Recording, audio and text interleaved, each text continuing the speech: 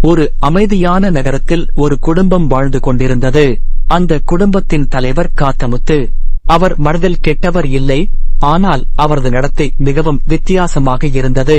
அவர் பேசும் விதம், சிரிக்கும் விதம், முடிவெடுக்கும் விதம் எல்லாமே மற்றவர்களுக்கு புரியாததாக இருந்தது. அதனால் ஊரில் உள்ள மக்கள் அவரை பார்த்து அடிக்கடி சிரித்தார்கள். சிலர் அவரை கேலி செய்து அழைப்பார்கள். ஆனால் காத்தமுத்து அதை பற்றி கவலைப்பட மாட்டார். அவர் எப்போதும் சந்தோஷமாகவே இருப்பார். காத்தமுத்துவுக்கு ஒரு மகன் இருந்தான். அவன் பெயர் ஆனந்தராஜ். ஆனால் எல்லோரும் அவனை ஹாப்பி என்று அழைப்பார்கள். ஹாப்பி மிகவும் அழகான இளைஞன். அவன் முகத்தில் எப்போதும் ஒரு இனிய சிரிப்பு இருக்கும். அவன் பேசும் விதமும் நல்லது. பல பெண்கள் அவனை பார்த்து விரும்புவார்கள். ஆனால் அவனுடைய வாழ்க்கையில் ஒரு பெரிய பிரச்சனை இருந்தது. எந்த பெண்ணும் அவனை விரும்பினாலும் பின்னர் அவனுடைய அப்பாவை பற்றி தெரிந்ததும் அவர்கள் மனம் மாறிவிடும். காத்தமுத்துவை பார்த்தவுடன் அவர்கள் குழம்பி போய்விடுவார்கள். இதனால் ஹாப்பி மிகவும் கவலைப்படுவான். அவன் தனது அப்பாவை நேசித்தாலும் அவன் மனதில் ஒரு வேதனை இருந்தது. என் வாழ்க்கை இப்படியே போய்விடுமா என்று அவன் அடிக்கடி யோசிப்பான். ஒரு நாள் மாலை நேரத்தில் ஹாப்பி வீட்டின் மேல்தளத்தில் அமர்ந்து கொண்டிருந்தான். அவன் முகத்தில் சோகமிருந்தது. அப்போது காத்தமுத்து அவன் அருகில் வந்து, என்னடா இவ்வளவு அமைதியாக இருக்கே என்று கேட்டார். ஹாப்பி முதலில் எதுவும் பேசவில்லை. பிறகு மெதுவாக, எல்லாரும் உங்களை பார்த்து என்னை ஏற்க மறுக்கிறார்கள் என்று சொன்னான். காத்தமுத்து சிரித்துவிட்டு, அது பெரிய விஷயமா? வாழ்க்கையை சந்தோஷமா வாழணும் என்றார். ஆனால் ஹாப்பிக்கு அது எளிதாக இல்லை. சில நாட்கள் கழித்து ஹாப்பியின் வாழ்க்கையில் ஒரு மாற்றம் வந்தது. ஒரு நாள் அவன் ஒரு நூலகத்துக்கு போனான். அங்கே அவன் கவ்யா என்ற ஒரு பெண்ணை சந்தித்தான். கவ்யா மிகவும் அமைதியான பெண். அவள் பேசும் விதத்தில் ஒரு நிதானம் இருந்தது.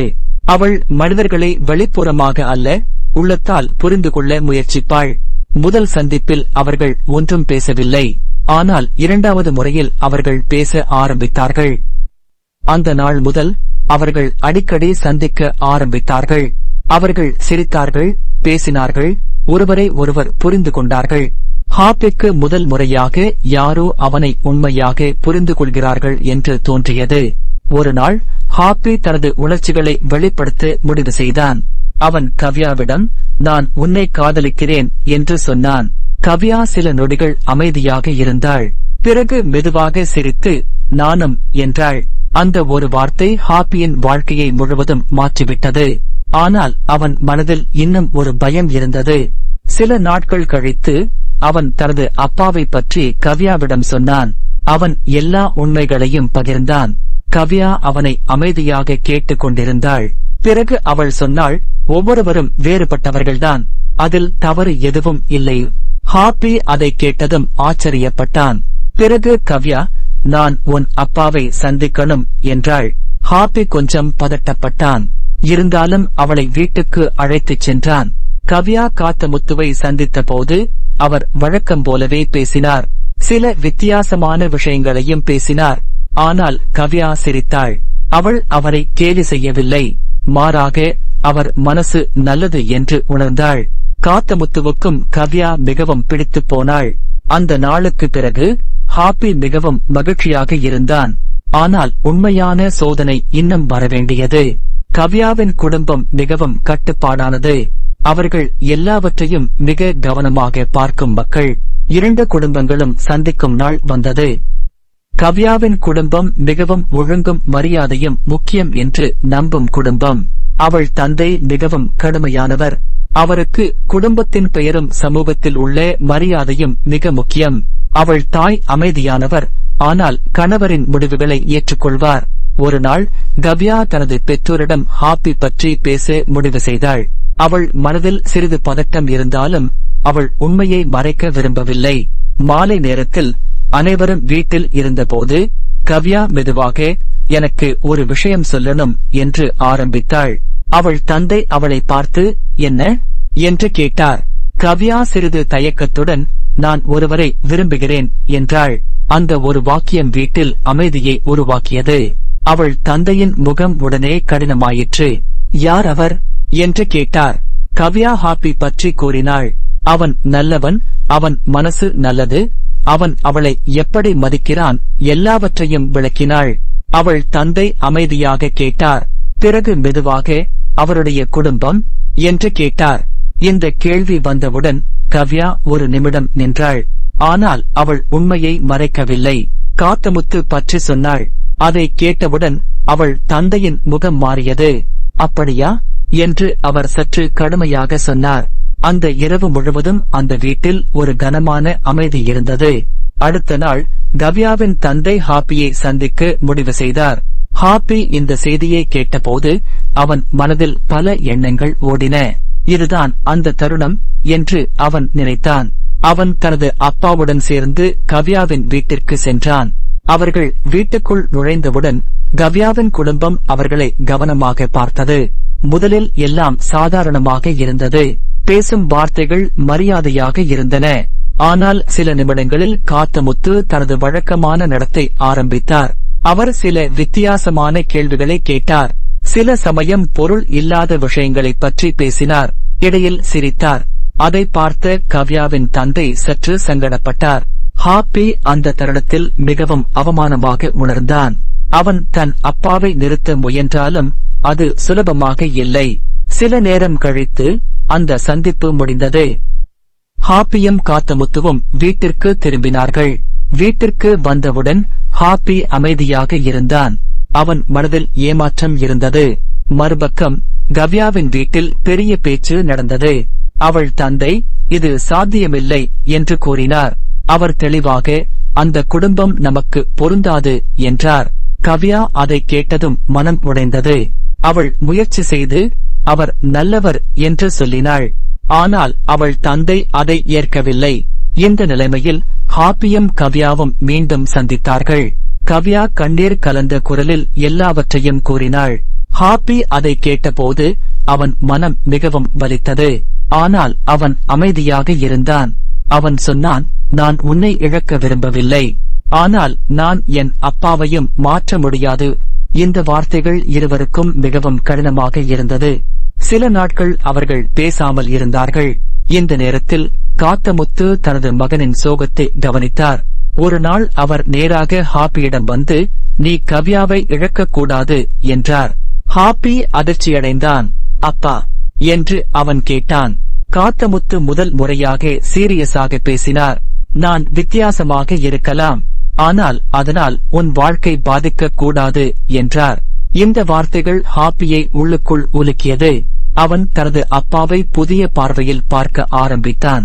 இதற்கிடையில் கவ்யா தனது குடும்பத்துடன் தொடர்ந்து போராடிக் கொண்டிருந்தாள்.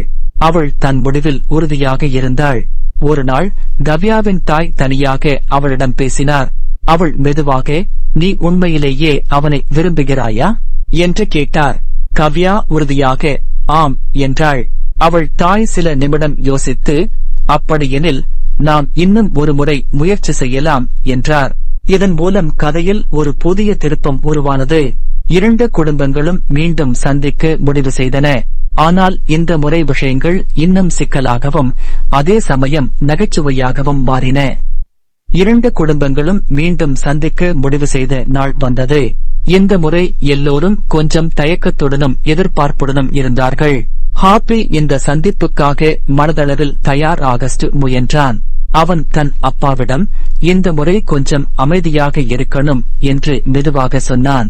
காத்தமுத்து சிரித்துக் கொண்டு, நான் எப்போதுமே நல்லவன்தான் என்றார். இந்த பதிலை கேட்டதும் ஹாப்பி சிறிது கவலையுடன் சிரித்தான். மற்ற பக்கம் கவ்யாவின் வீட்டிலும் தயாரிப்புகள் நடந்து கொண்டிருந்தது. அவள் தந்தை இன்னும் முழுமையாக சம்மதிக்கவில்லை. ஆனால் இந்த சந்திப்பை ஒரு கடைசி வாய்ப்பாக பார்த்தார். அன்று மாலை ஹாப்பியும் காத்தமுத்துவும் மீண்டும் கவ்யாவின் வீட்டிற்கு வந்தார்கள். இந்த முறை ஆரம்பத்தில் எல்லாம் மிகவும் அமைதியாக இருந்தது. அனைவரும் மிகவும் கவனமாக பேசினர். கவ்யா உள்ளுக்குள் பதட்டமாக இருந்தாள்.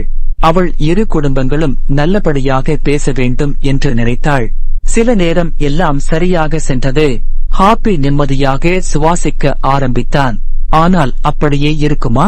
சில நிமிடங்களில் காத்தமுத்து மீண்டும் தனது இயல்புக்கு திரும்பினார். அவர் திடீரென எழுந்து வீட்டை சுற்றி பார்த்தார். சுவரில் இருந்த ஓவியத்தை பார்த்து, இது யார் வரைஞ்சது என்று கேட்டார். கவ்யாவின் தந்தை சற்று குழப்பமாக, அது எங்கள் குடும்ப நண்பர் வரைந்தது என்றார்.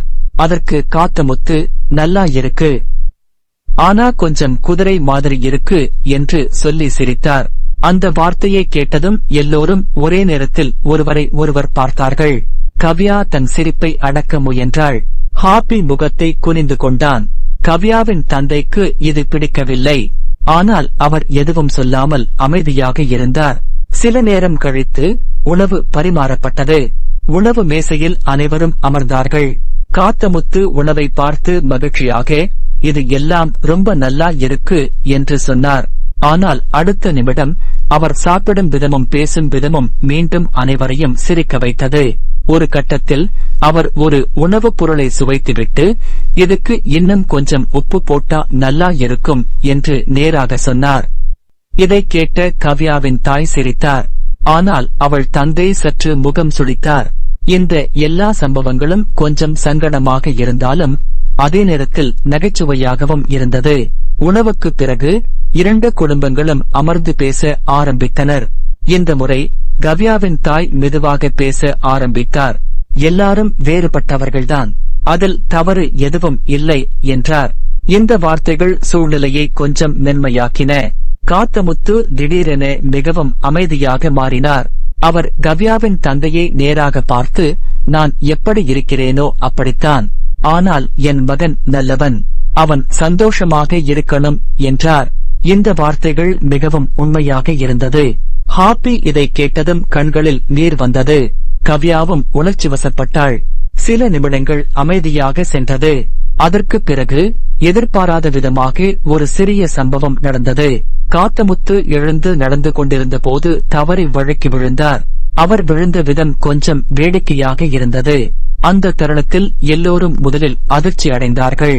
ஆனால் அவர் எழுந்து கொண்டு, நான் நன்றாக இருக்கேன் என்று சிரித்ததும் எல்லோரும் சிரிக்க ஆரம்பித்தார்கள். அந்த சிரிப்பு ஒரு பெரிய மாற்றத்தை கொண்டு வந்தது. அந்த சிரிப்பில் எந்த கேலியும் இல்லை. அது ஒரு இயல்பான சிரிப்பு. கவ்யாவின் தந்தையும் சிரித்தார். அந்த ஒரு தருணத்தில் அவர் காத்தமுத்துவை வேறொரு கோணத்தில் பார்க்க ஆரம்பித்தார். அவர் உணர்ந்தார், இந்த மனிதர் வித்தியாசமானவர், ஆனால் கெட்டவர் இல்லை. அவர் தனது மகளை பார்த்தார். அவள் கண்களில் இருந்த நம்பிக்கையை கவனித்தார். அதற்கு பிறகு அவர் மெதுவாக சொன்னார், நாம் இன்னும் யோசிக்கலாம். இந்த ஒரு வாக்கியம் எல்லோருக்கும் நிம்மதி அளித்தது. ஹாப்பி உள்ளுக்குள் மகிழ்ச்சியடைந்தான். கவ்யா சிரித்தாள். காத்தமுத்து ஏதோ புரியாமல் இருந்தாலும் எல்லாம் நல்லபடியாக போவது போல என்று நினைத்து சிரித்தார். ஆனால் கதை இங்கே முடிவடையவில்லை. இன்னும் சில சிக்கல்கள், சில தவறான புரிதல்கள் மற்றும் நிறைய நகைச்சுவையான தருணங்கள் அவர்கள் வாழ்க்கையில் வரப்போகின்றன. அந்த நாள் நடந்த சந்திப்பு எல்லோருடைய மனதிலும் ஒரு மாற்றத்தை ஏற்படுத்தியது. ஆனால் அது முழுமையான சம்மதமாக மாறவில்லை. இன்னும் சில சந்தேகங்களும் குழப்பங்களும் கவ்யாவின் தந்தையின் மனதில் இருந்தது. அவர் வெளியில் எதுவும் சொல்லவில்லை. ஆனால் உள்ளுக்குள் அவர் யோசித்துக் கொண்டே இருந்தார். இந்த குடும்பம் நம்ம வாழ்க்கைக்கு பொருந்துமா என்ற கேள்வி அவரை விடவில்லை. மறுபக்கம் ஹாப்பி அந்த சந்திப்புக்கு பிறகு கொஞ்சம் நிம்மதியாக இருந்தான். குறைந்தது விஷயம் முழுவதும் கெட்டுப் போகவில்லை என்று அவன் நினைத்தான். ஒரு நாள் காலை ஹாப்பி வீட்டில் அமர்ந்து இருந்தான். அவன் மனதில் பல எண்ணங்கள் ஓடிக்கொண்டிருந்தது. அப்போது காத்தமுத்து வழக்கம் போல் சிரித்தபடி வந்து, என்னடா இன்னும் யோசிக்கிறியா என்று கேட்டார். ஹாப்பி மெதுவாக, எல்லாம் சரியாக ஆகும்னு தெரியல என்றான். காத்தமுத்து அவனை பார்த்து சிரித்தார். நடக்க வேண்டியது நடக்கும், நீ கவலைப்படாதே என்றார். இந்த எளிய வார்த்தைகள் ஹாப்பிக்கு கொஞ்சம் துணிச்சல் கொடுத்தது. இதற்கிடையில் கவ்யாவின் வீட்டில் வேறு ஒரு நிலைமையோ உருவாகிக் கொண்டிருந்தது. கவ்யாவின் தந்தையின் உறவினர்கள் சிலர் இந்த விஷயத்தை அறிந்தனர். அவர்கள் வீட்டிற்கு வந்து பேச ஆரம்பித்தனர். ஒருவர் சொன்னார், நீங்க நல்ல குடும்பம், இப்படிப்பட்ட முடிவு எடுத்தா என்ன ஆகும்? மற்றொருவர் சொன்னார், அவருடைய அப்பாவை பார்த்தீங்களா, அது நம்ம குடும்பத்துக்கு சரியாக வராது. இந்த வார்த்தைகள் கவ்யாவின் தந்தையின் மனதில் இருந்த சந்தேகங்களை மேலும் அதிகப்படுத்தியது. கவ்யா இதை எல்லாம் கேட்டாள். அவள் மனம் மிகவும் வலித்தது. ஆனால் அவள் அமைதியாக இருக்கவில்லை. ஒரு நாள் அவள் தந்தையிடம் நேராக பேசினாள். அப்பா, நீங்க எல்லாரையும் கேட்கறீங்க, ஆனா என்னோட மனசை கேட்கறதில்ல என்றாள். அவள் தந்தை அதிர்ச்சியடைந்தார். நான் உன் நல்லதுக்காகத்தான் யோசிக்கிறேன் என்றார். கவ்யா அமைதியாக, அவர் நல்லவர், அவங்க அப்பாவும் கெட்டவர் இல்லை, அவர்கள் வித்தியாசமானவர் மட்டும்தான் என்றாள். இந்த வார்த்தைகள் அவள் தந்தையை சற்று அமைதியாக்கியது. அவர் எதுவும் சொல்லாமல் அங்கிருந்து எழுந்து சென்றார். இதற்கிடையில் கதையில் ஒரு புதிய நகைச்சுவையான திருப்பம் வந்தது. காத்தமுத்து ஒரு நாள் திடீரென்று முடிவு செய்தார், நான் கொஞ்சம் மாறணும் என்று. அவர் தனது மகனுக்காக மாற்றம் ஆகஸ்ட் வேண்டும் என்று நினைத்தார். அடுத்த நாள் காலை அவர் வேறொரு விதமாக நடந்து கொள்ள முயன்றார். அவர் மிகவும் சீரியஸாக நடந்தார். பேசும்போது மெதுவாக பேசினார், சிரிக்கவே இல்லை. ஹாப்பி இதை பார்த்து குழப்பமடைந்தான். அப்பா, உங்களுக்கு என்ன ஆயிற்று என்று கேட்டான். காத்தமுத்து மெதுவாக, நான் நல்லபடியாக இருக்கணும் என்றார். இந்த மாற்றம் ஹாப்பிக்கு சிரிப்பாக இருந்தாலும் அவன் அதை வெளியில் காட்டவில்லை. ஆனால் இந்த முயற்சி நீண்ட நேரம் நீடிக்கவில்லை. சில மணி நேரத்தில் காத்தமுத்து மீண்டும் தனது பழைய நிலைக்கு திரும்பிவிட்டார். அவர் சிரித்தார், வழக்கம் போல பேச ஆரம்பித்தார். ஹாப்பி இதை பார்த்து சிரித்தான். அவன் உணர்ந்தான், என் அப்பா இப்படித்தான் இருக்க முடியும், இதுதான் அவருடைய உண்மை. இந்த உணர்வு அவனை உள்ளுக்குள் அமைதியாக்கியது. மறுபக்கம் கவ்யாவின் தந்தை இன்னும் குழப்பத்தில் இருந்தார். ஒரு நாள் அவர் தனியாக வெளியே சென்றார். அப்போது திடீரென்று காத்தமுத்துவை சந்தித்தார். இது ஒரு எதிர்பாராத சந்திப்பு.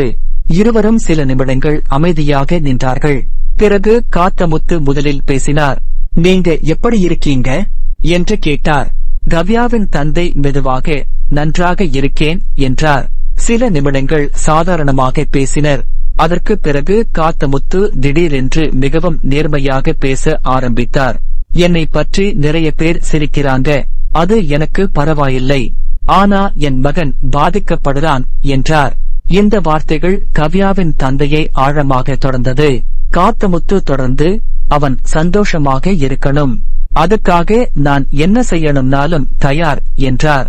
இந்த உண்மையான உணர்வு கவ்யாவின் தந்தையின் மனதை மெதுவாக மாற்ற ஆரம்பித்தது. அவர் காத்தமுத்துவை புதிய பார்வையில் பார்த்தார். அவர் உணர்ந்தார், இந்த மனிதர் வித்தியாசமானவர், ஆனால் அவரது மனம் மிகவும் தூய்மையானது. அந்த சந்திப்புக்கு பிறகு கவ்யாவின் தந்தை வீட்டிற்கு திரும்பி நீண்ட நேரம் யோசித்தார். அவர் தனது மகளின் முகத்தையும் அவளுடைய நம்பிக்கையையும் நினைத்தார். மறுபக்கம் ஹாப்பியும் கவ்யாவும் மீண்டும் சந்தித்தனர். இந்த முறை அவர்கள் நம்பிக்கையுடன் இருந்தார்கள். எல்லாம் சரியாக ஆகும் என்று அவர்கள் ஒருவருக்கொருவர் சொன்னார்கள். ஆனால் வாழ்க்கை இன்னும் சில சோதனைகளை அவர்களுக்கு முன் வைக்கப் போகிறது.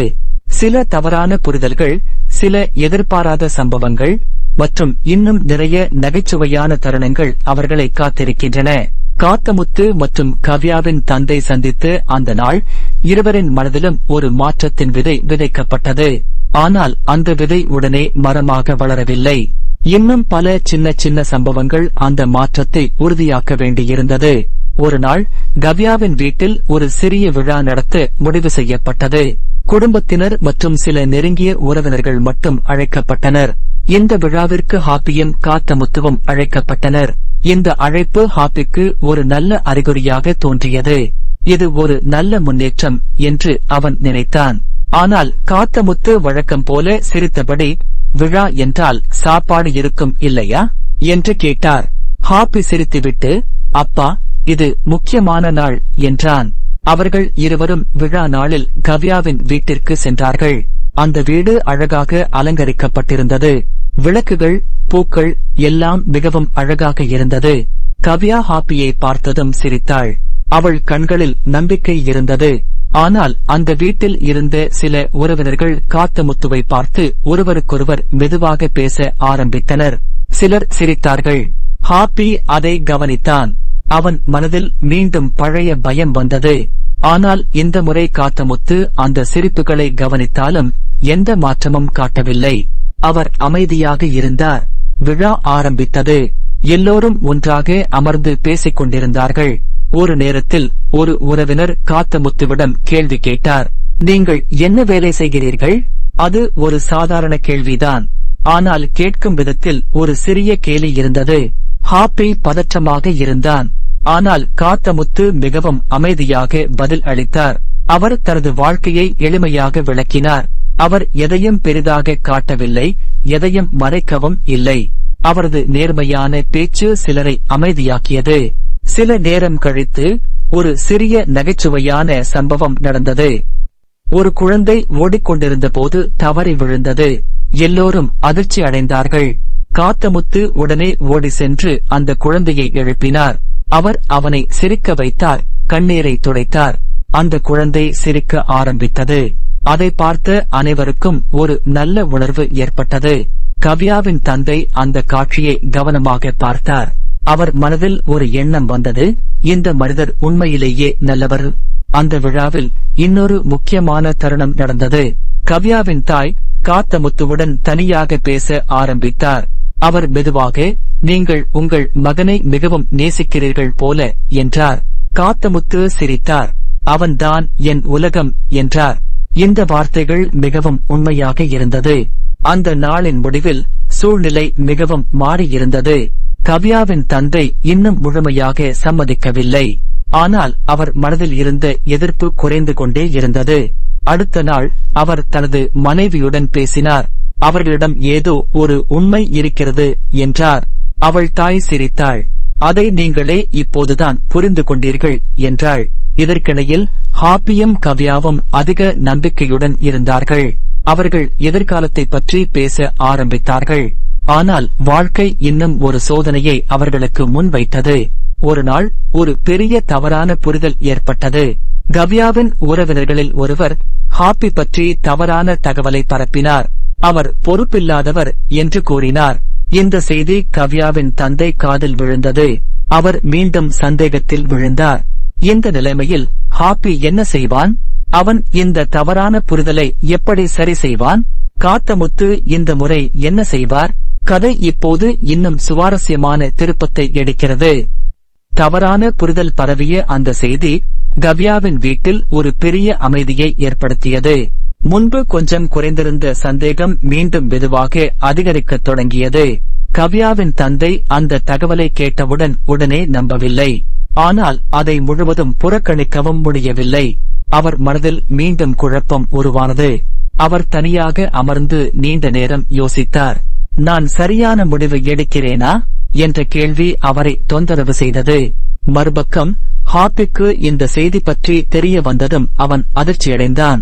அவன் எந்த தவறும் செய்யவில்லை என்பதை அவன் நன்றாக அறிவான். ஆனால் மற்றவர்கள் அவனை தவறாக புரிந்து கொள்வது அவனுக்கு மிகவும் வேதனை அளித்தது. அவன் நேராக கவ்யாவை சந்திக்கச் சென்றான். கவ்யா அவனை பார்த்ததும் அவள் கண்களில் கவலை தெரிந்தது. அவள் மெதுவாக, நான் இதை நம்பவில்லை என்றாள். ஹாப்பி அவளிடம், நான் எந்த தவறும் செய்யவில்லை, யாரோ தவறாக பேசுகிறார்கள் என்றான். அந்த நேரத்தில் காத்தமுத்து உள்ளே வந்தார். வழக்கம் போல சிரித்தபடி இருந்தாலும் ஹாப்பியின் முகத்தை பார்த்தவுடன் அவர் நிலைமை சீரியஸாக இருப்பதை புரிந்து கொண்டார். அவர் கேட்டார், என்ன பிரச்சனை? ஹாப்பி அனைத்தையும் சொன்னான். காத்தமுத்து ஒரு நிமிடம் அமைதியாக இருந்தார். பிறகு மெதுவாக சொன்னார், உண்மை இருக்கும் வரை பயப்பட தேவையில்லை. அந்த வார்த்தைகள் ஹாப்பிக்கு கொஞ்சம் ஆறுதல் அளித்தது. ஆனால் கவ்யாவின் வீட்டில் நிலைமை வேறுபட்டிருந்தது. கவ்யாவின் தந்தை அந்த தவறான தகவலை அடிப்படையாக வைத்து மீண்டும் ஒரு முடிவுக்கு வந்தார். அவர் இந்த உறவை நிறுத்த வேண்டும் என்று எண்ணத் தொடங்கினார். கவ்யா இதை உணர்ந்ததும் மிகவும் கவலைப்பட்டாள். அவள் நேராக தனது தந்தையிடம் சென்றாள். அவள் கண்களில் கண்ணீர் இருந்தது. அப்பா, நீங்க ஒரே ஒரு தகவலை வைத்து முடிவு எடுக்காதீங்க என்றாள். அவள் தந்தை கடுமையாக இல்லாமல் இருந்தாலும் உறுதியாக இருந்தார். நான் உன் நலனுக்காகத்தான் யோசிக்கிறேன் என்றார். அந்த இரவு வீடு முழுவதும் அமைதியாக இருந்தது. அடுத்த நாள் காத்தமுத்து தானாகவே ஒரு முடிவு எடுத்தார். அவர் சொன்னார், நாம் எல்லாம் நேராக பேச வேண்டும், மறைவு வேண்டாம். ஹாப்பி அதிர்ச்சியடைந்தான். எப்படி அப்பா? காத்தமுத்து சிரித்தார். நேருக்கு நேர் உண்மை பேசினா எல்லாம் சரியாகும். அந்த நாளில் காத்தமுத்து, ஹாப்பி மற்றும் கவ்யா மூவரும் சேர்ந்து கவ்யாவின் வீட்டிற்கு சென்றனர். இந்த முறை எந்த சிரிப்பும் இல்லை, எந்த கலாட்டாவும் இல்லை. சூழ்நிலை மிகவும் சீரியஸாக இருந்தது. கவ்யாவின் தந்தை அவர்களை பார்த்ததும் அமைதியாக இருந்தார். காத்தமுத்து மெதுவாக பேச ஆரம்பித்தார். அவர் தனது மகனைப் பற்றி, அவர்களின் வாழ்க்கையைப் பற்றி மற்றும் தவறான புரிதலால் ஏற்படும் பிரச்சனைகள் பற்றி நேர்மையாக பேசினார். அவர் எந்த பொய்யும் பேசவில்லை, எந்த பெருமையும் காட்டவில்லை, வெறும் உண்மை மட்டுமே பேசினார். ஹாப்பியும் தனது பக்கத்தை விளக்கினான். அவன் மனதில் இருந்த எல்லா வேதனையையும் வெளிப்படுத்தினான். கவ்யாவும் அமைதியாக அவர்களை ஆதரித்தாள். சில நிமிடங்கள் முழு அறையும் அமைதியாக இருந்தது. அப்போது எதிர்பாராத ஒன்று நடந்தது. கவ்யாவின் தந்தை மெதுவாக எழுந்தார். அவர் ஹாப்பியை நேராக பார்த்தார். அந்த ஒரு நொடியில் எல்லோரும் அமைதியாக இருந்தார்கள். பிறகு அவர் மெதுவாக சொன்னார், நான் உங்களை தவறாக புரிந்திருக்கலாம். இந்த வார்த்தைகள் ஹாப்பிக்கு பெரிய நிம்மதியை கொடுத்தது. ஆனால் அவர் உடனே முழு சம்மதம் கொடுக்கவில்லை. அவர் சொன்னார், நாம் இன்னும் சிறிது நேரம் பார்க்க வேண்டும். இந்த முடிவு ஒரு பெரிய நிம்மதியாகவும் இன்னும் ஒரு சிறிய காத்திருப்பாகவும் இருந்தது. வெளியில் வந்ததும் ஹாப்பி ஆழமாக மூச்சு விட்டான். கவ்யா அவனை பார்த்து மெதுவாக சிரித்தாள். காத்தமுத்து வழக்கம் போல, இது எல்லாம் சரியாக போகுது என்று சொல்லி சிரித்தார். ஆனால் இந்த முறை அந்த சிரிப்பில் ஒரு வெற்றி இருந்தது. இருப்பினும் கதையின் முடிவு இன்னும் வரவில்லை. இன்னும் இறுதி சோதனை ஒன்று இருக்கிறது. அது இந்த எல்லா உறவுகளையும் முழுமையாக மாற்றக்கூடிய ஒன்று. கவ்யாவின் தந்தை இன்னும் சிறிது நேரம் பார்க்க வேண்டும் என்று சொன்ன அந்த நாளுக்குப் பிறகு எல்லாம் மீண்டும் அமைதியாக இருந்தது போல தோன்றியது. ஆனால் அந்த அமைதி ஒரு முழுமையான சமாதானம் அல்ல என்பது எல்லோருக்கும் உள்ளுக்குள் தெரிந்தது. ஹாப்பி தினமும் கவ்யாவை சந்தித்தான். இருவரும் ஒருவரை ஒருவர் பார்த்து நம்பிக்கையை அதிகரித்துக் கொண்டார்கள். ஆனால் ஹாப்பியின் மனதில் ஒரு சிறிய பதட்டம் இருந்தது. இன்னும் என்ன பிரச்சனை வரும் என்ற எண்ணம் அவனை விட்டு நீங்கவில்லை. காத்தமுத்து இதை கவனித்தார். அவர் வழக்கம் போல சிரித்தாலும் உள்ளுக்குள் தனது மகனின் நிலையை புரிந்து கொண்டார். ஒரு நாள் அவர் சொன்னார், வாழ்க்கையில எல்லாம் சரியா போகணும்னா நாம உண்மையா இருக்கணும், வேஷம் போடக்கூடாது. இந்த வார்த்தைகள் ஹாப்பிக்கு ஒரு புதிய தைரியத்தை கொடுத்தது. இதற்கிடையில் கவ்யாவின் தந்தை ஒரு முக்கியமான முடிவுக்கு வந்தார். அவர் ஹாப்பியின் வாழ்க்கையை இன்னும் ஆழமாக அறிந்து கொள்ள விரும்பினார். அவன் உண்மையிலேயே நல்லவனா என்று பார்க்க விரும்பினார். அதற்காக அவர் யாருக்கும் சொல்லாமல் ஹாப்பியை ஒரு சாதாரண நாளில் கவனிக்கத் தொடங்கினார். அந்த நாள் ஹாப்பி ஒரு சிறிய உதவி நிலையத்தில் தன்னார்வமாக வேலை செய்தான். அங்கு ஏழை மக்களுக்கு உணவு வழங்கும் வேலை நடந்தது. ஹாப்பி எந்த ஆடம்பரமுமின்றி மக்களுக்கு உதவினான். வயதானவர்களை கவனித்தான். குழந்தைகளுடன் பேசினான். அவனுடைய நடத்தை மிகவும் எளிமையானதும் மனமார்ந்ததும் இருந்தது. இதை கவனித்த கவ்யாவின் தந்தை ஆச்சரியப்பட்டார். அவர் நினைத்தார், நான் கேட்டது எல்லாம் உண்மை அல்ல போலிருக்கிறது. அந்த நாள் மாலையில் அவர் வீட்டிற்கு திரும்பி நீண்ட நேரம் அமைதியாக இருந்தார். மறுநாள் அவர் கவ்யாவை அழைத்தார். நான் ஒரு விஷயம் புரிந்து கொண்டேன் என்றார். கவ்யா பதட்டத்துடன் கேட்டாள். அவர் மெதுவாக சொன்னார், நான் ஹாப்பியை தவறாக மதிப்பிட்டேன். அவன் மனசு நல்லது. இந்த வார்த்தைகள் கவ்யாவுக்கு மிகப்பெரிய மகிழ்ச்சியை கொடுத்தது. அவள் கண்களில் கண்ணீர் வந்தது. அந்த நேரத்தில் ஹாப்பி வீட்டிற்கு வந்தான். கவ்யா அவனை பார்த்து ஓடி வந்து சொன்னாள், எல்லாம் சரி. ஹாப்பி ஒரு நொடிக்கு அமைதியாக நின்றான். பிறகு அவன் முகத்தில் மெதுவாக ஒரு சிரிப்பு வந்தது. அடுத்த சில நாட்களில் இரண்டு குடும்பங்களும் மீண்டும் சந்தித்தன. இந்த முறை எந்த பதற்றமும் இல்லை, எந்த சந்தேகமும் இல்லை. கவ்யாவின் தந்தை காத்தமுத்துவை பார்த்து சிரித்தார். நீங்கள் வித்தியாசமானவர், ஆனால் நல்லவர் என்றார். காத்தமுத்து வழக்கம் போல சிரித்து, நான் எப்போதும் அப்படித்தான் என்றார். அந்த அறை முழுவதும் சிரிப்பால் நிரம்பியது. பின்னர் மிக முக்கியமான நாள் வந்தது. ஹாப்பி மற்றும் கவ்யாவின் திருமண ஏற்பாடுகள் முடிவு செய்யப்பட்டன. இரண்டு குடும்பங்களும் முழுமையாக சம்மதித்தன. திருமண நாளில் வீடு முழுவதும் மகிழ்ச்சி நிறைந்தது. காத்தமுத்து மிகவும் பெருமையாக இருந்தார். அவர் தனது மகனை பார்த்து, இப்போ நீ உண்மையிலேயே ஹாப்பி என்றார். ஹாப்பி சிரித்தான். அவன் கண்களில் நீர் இருந்தது. கவ்யா அவனை பார்த்து மெதுவாக சிரித்தாள். அந்த நாள் ஒரு புதிய தொடக்கமாக இருந்தது. அதே நேரத்தில் காத்தமுத்துவை முன்பு கேலி செய்த பலரும் அவரை மரியாதையுடன் பார்த்தார்கள்.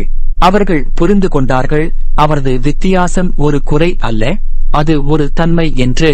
கதை முடிவில் ஹாப்பியும் கவ்யாவும் புதிய வாழ்க்கையை தொடங்கினார்கள். காத்தமுத்து அவர்களின் வாழ்க்கையில் ஒரு மகிழ்ச்சியான நிழலாக இருந்தார். அவர்கள் வாழ்க்கை முழுவதும் சிரிப்பும் புரிதலும் அன்பும் நிறைந்ததாக மாறியது. இப்படியாக தவறான புரிதல்களால் தொடங்கிய ஒரு கதை அன்பும் நம்பிக்கையும் மூலம் மகிழ்ச்சியாக முடிந்தது.